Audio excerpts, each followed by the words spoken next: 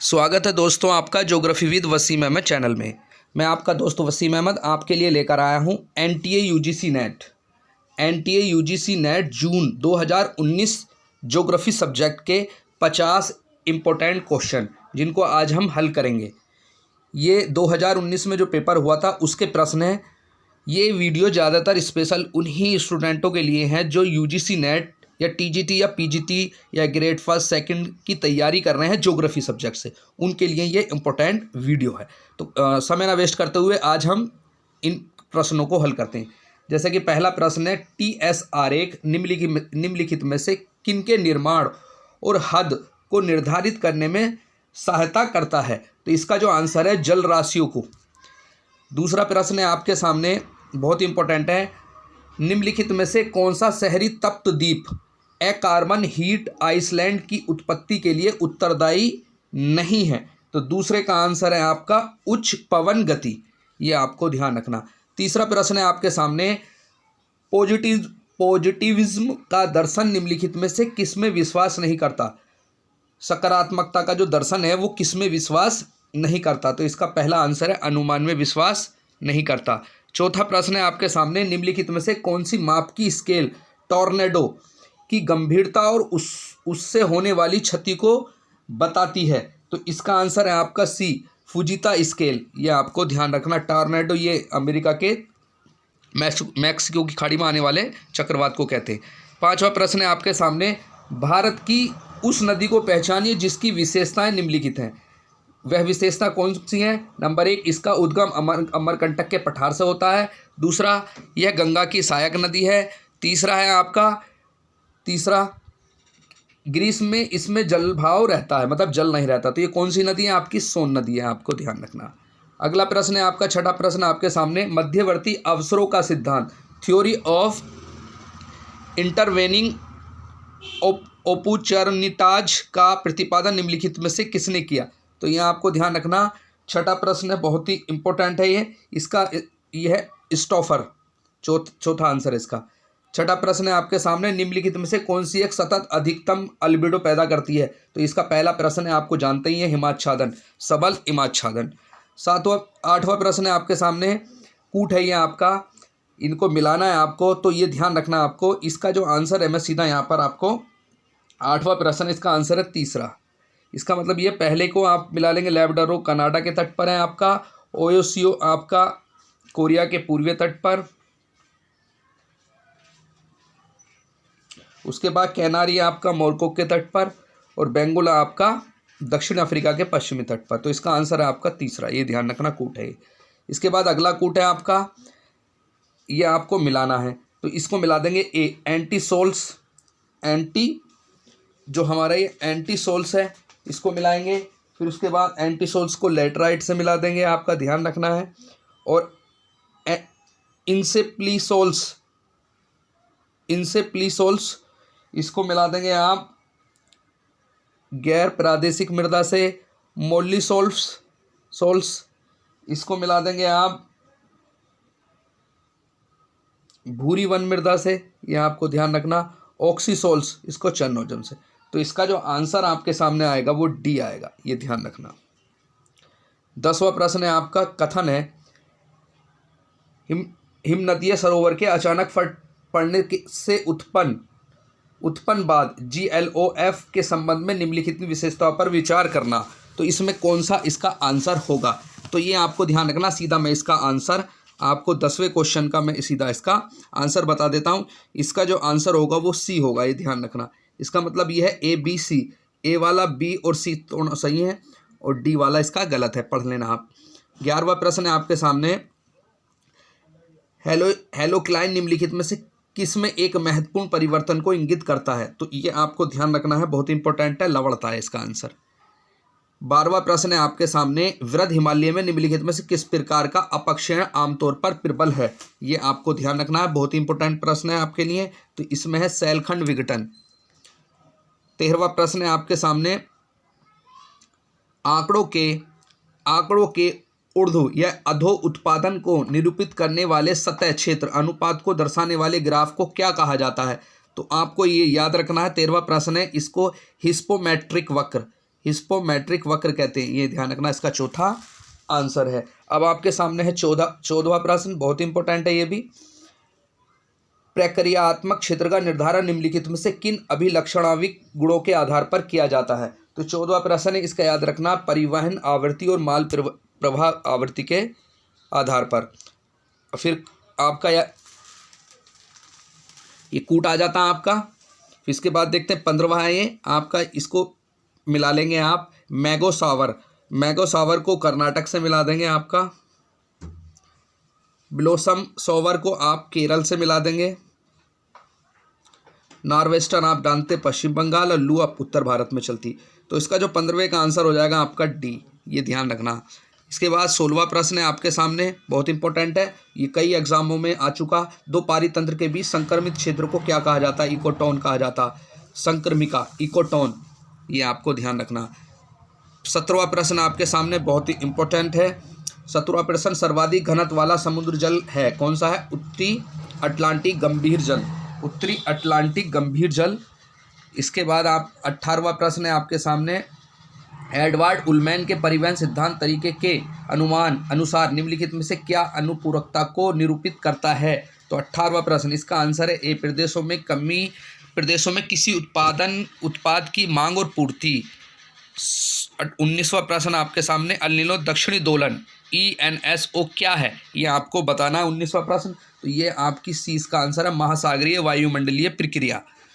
20वां प्रश्न आपके सामने है, रामसर कनेक्शन निम्नलिखित में से किससे संबंधित है? बहुत ही इंपॉर्टेंट प्रश्न है, यह आपका आर्द्र भूमियों से संबंधित है।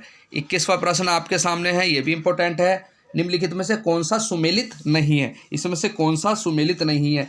तो ये पहला भी सुमेलित है, दूसरा भी, तीसरा भी। इसका मतलब इसका जो आंसर है आपका चौथा, इसका आंसर चौथा सुमेलित नहीं है, इसका ये चौथा आंसर सुमेलित नहीं है।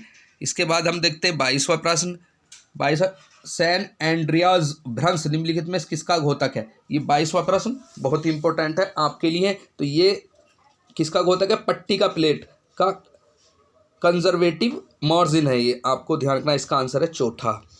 अब आपके आते 23वां प्रश्न आपके सामने है। 23वां प्रश्न, निम्नलिखित में से कौन सा एक क्षेत्रीय सहयोग संगठन सदस्य देशों की संख्या के संदर्भ में सबसे बड़ा है? तो इसमें इसका आंसर है चौथा, यूरोपीय संघ सबसे बड़ा है। अगला प्रश्न है, ये भी इंपॉर्टेंट है आपका 24वां प्रश्न। 24वां प्रश्न है, निम्नलिखित में से कौन सी मौसमी संबंधी आपदा है? तो बादल का फटना, ये मौसमी संबंधी आपदा है, आप इसको याद रखना। इसके बाद देखते हैं निम्नलिखित में से किस स्थान पर क्योटो प्रोटोकॉल में संशोधन स्वीकार किया गया था? दोहा में किया गया था, इसका आंसर है दोहा। 26वां प्रश्न आपके सामने, निम्नलिखित में से कौन सा तत्व आत्मसातीकरण की सामाजिक प्रक्रिया को अवरुद्ध करता है? तो याद रखना, इसका आंसर है आपका आमेलन, डी। 27वां प्रश्न आपके सामने, निम्नलिखित में से कौन सा एक कारक संघीय राज्य के निर्माण को बढ़ावा नहीं देता? यह आपको ध्यान रखना है, सजातीय जनसंख्या, इसका आंसर है। 28वां प्रश्न आपके सामने, किसका योगदान भौगोलिक अध्ययन को छवि की अवधारणा मुहैया कराता है? यह आपके सामने है 28वां प्रश्न, बहुत ही इंपॉर्टेंट है आपके लिए। तो इसका आंसर है आपका कनिथ बोल्डिंग।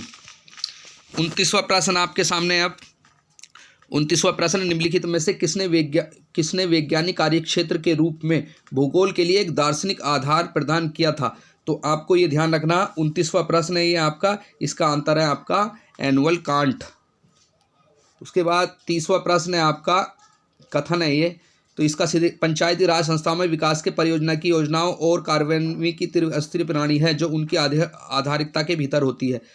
और आ रहा है इसका तर्क, पंचायत राज अधिनियम से योजना निर्माण की प्रक्रिया में स्थानीय निकायों की भागीदारी को शक्ति प्रदान करती है। तो पहला सही, किंतु आर गलत है।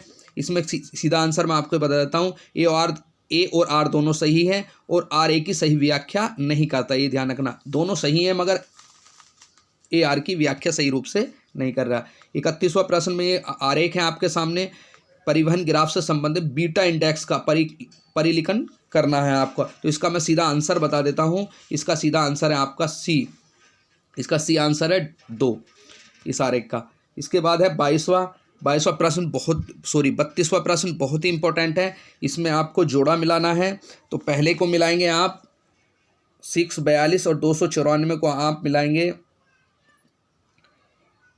इसको मिलाएंगे K7 से, और 128, 512 और 20 इसको मिलाएंगे आप K4 से।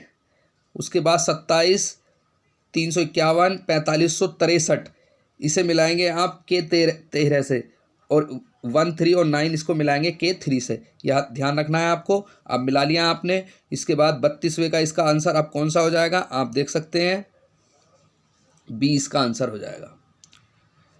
उसके बाद 33वां प्रश्न देखते हैं।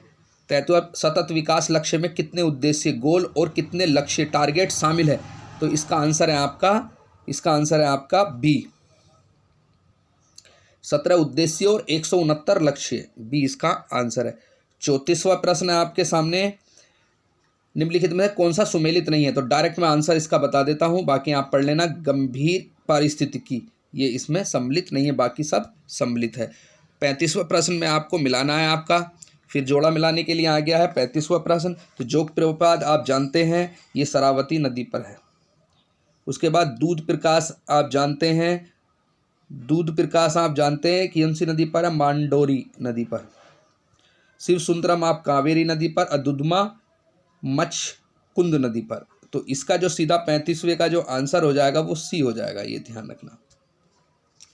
36वां प्रश्न आपके सामने, निम्नलिखित में से कौन सा युग्म सुमेलित नहीं है? इसमें से कौन सा सुमेलित नहीं है? तो डी सुमेलित नहीं है, डेविड स्मिथ, मार्क्सवादी दृष्टिकोण, बाकी सब सुमेलित हैं। उसके बाद देखते हैं 37वां प्रश्न, 37 और 38 प्रश्न देखते हैं हम। निम्नलिखित में से कौन से हिम घाव प्राकृतिक रूप से सर्वाधिक विनाशकारी होते हैं? तो याद रखना, अब इसका आंसर है पट्ट। 38वां प्रश्न है आपका सामने, 37वां हो गया। निम्नलिखित में से कौन सा सुमेलित नहीं है? तो इसमें कौन सा सुमेलित नहीं है? प्रोटो ऑस्ट्रेलियाई, ये ऑस्ट्रेलियाइड, ये भूटिया जनजाति से संबंधित नहीं है, बाकी सब सम्मिलित है।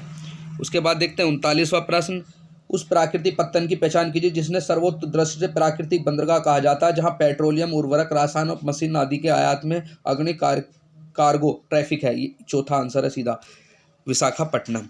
40वां प्रश्न है आपका, निम्नलिखित में से कौन सा पृथ्वी पर विद्यमान ऑक्सीजन का सबसे बड़ा भंडार है? तो ऑक्सीजन का सबसे बड़ा भंडार कौन सा है आपका? जीवमंडल, ये आपको ध्यान रखना। उसके बाद 41वां प्रश्न है आपके सामने। 41वां प्रश्न, निम्नलिखित में से कौन सा एक गणितीय वक्र है जो किसी दिए गए वितरण हेतु विचलन की दृश्य सीमा को दर्शाता है? तो इसका सीधा आंसर है आपका लारेज, इसका आंसर है लारेज वक्र। बहुत इंपॉर्टेंट है, कई बार एग्जाम में पूछा जा चुका, ज़्यादातर ये यूजीसी नेट के एग्जाम में पूछा जाता है। अब अगला प्रश्न है आपका, नीचे दिए कथनों को पढ़िए, पहला, दूसरा, तीसरा, चौथा। मैं सीधा आंसर बता देता हूँ, इन चारों में से कौन कौन से सही ही हैं। तो ये आप 42वां प्रश्न है, इसमें केवल बी और डी सही है, ये ध्यान रखना, बी और डी। तो इसका आंसर हो जाएगा डी, ये ध्यान रखना। बाकी सी और ए गलत है, ये ध्यान रखना है। 43वां प्रश्न आपके सामने बहुत ही इंपॉर्टेंट है। 43वां प्रश्न है, ये आपका कथन दिया हुआ है और इसको जो है हल करना है। तो कथन एक है, उच्च लवणता 20 डिग्री से 40 डिग्री अक्षांशों के बीच पाई जाती है। तर्क है इसका, लवणता मध्य अक्षांशों से उच्च अक्षांशों की ओर घटती जाती है। तो इसका आंसर क्या होगा आपके सामने है, ए होगा, बी होगा या सी होगा? तो इसका आंसर होगा आपका बी। ए और आर दोनों सही है, आर ए की सही व्याख्या नहीं करता, ये ध्यान रखना। 45वां प्रश्न है आपके सामने, निम्नलिखित में से कौन सा रोमन भूगोलवेत्ता थे? तो रोमन भूगोलवेत्ता बहुत आसान प्रश्न है, आपने कई बार पढ़ा है, स्ट्रैम्बो। उसके बाद 46वां प्रश्न बहुत इंपॉर्टेंट है, ये भी कथन है। रिटर एक उद्देश्यवादी, उसका ईश्वर में दृढ़ विश्वास था। तर्क, रिटर के पास व्यवस्थित और सुव्यवस्थित ब्रह्मांड की संकल्पना थी। तो इसका आंसर बताना आपको 46वें का, और बहुत इंपॉर्टेंट है, ए सही है, ए और आर दोनों सही है, परंतु आर एक की सही व्याख्या नहीं करता। उसके बाद आप देखते हैं 47वां प्रश्न, ये भी इंपॉर्टेंट है।